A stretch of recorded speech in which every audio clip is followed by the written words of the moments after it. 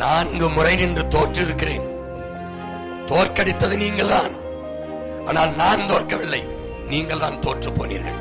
தோல்விக்கு பயந்து 2 தொகுதியில் போய் போட்டியிடுகிறேனா? நான் என்னை பார்த்தால் தோற்றவன் போல இருக்கிறதா? துவண்டு படுத்து விட்டேனா?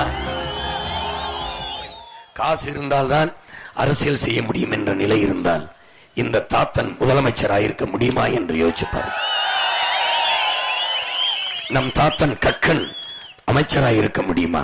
நம்முடைய தாத்தன் ஜீவானந்தம் சட்டமன்ற உறுப்பினராயிருக்க முடியுமா? காசு இல்லாதனால் உங்கள் மகன், உங்கள் உடன் பிறந்தவன் தொடர்ந்து தோற்று நிற்கிறேன். அப்போ தகுதி எதில் வருகிறது? பணத்திலா? பணத்திற்கு தகுதி என்றால் முதலாளிகளுக்கான அதிகாரம் தான் வரும். உங்களுக்கு எப்படி அதிகாரம் வரும்?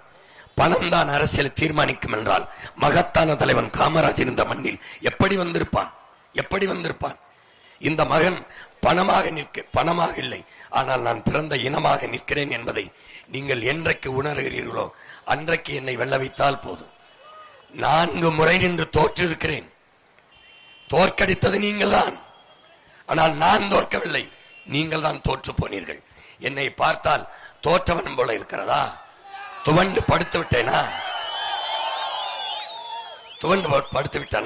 தோல்விக்கு பயந்து 2 தொகுதியில் போய் போட்டியிடுகிறேனா? நான் சாதி சொல்லி வாக்கு கேட்கிறவனா? மதம் சொல்லி வாக்கு கேட்கிறவனா? இல்லை, நான் பிறந்த தமிழன் என்கிற இனத்தை சொல்லி. அப்படித்தான் நாங்கள் இந்த பயணத்தை தொடங்குகிறோம். முகத்தை காட்டி வாக்கு கேட்கிறவன் அல்ல, மிகச்சிறந்த கருத்தை சொல்லி வாக்கு கேட்கிறவன்.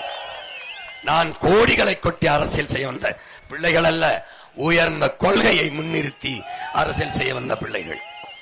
வாக்குக்கு காசு தரமாட்டேன், ஆனால் ஆகச் சிறந்த வாழ்க்கையை உங்கள் உடன் பிறந்தவன், உங்கள் மகன் தருவேன்.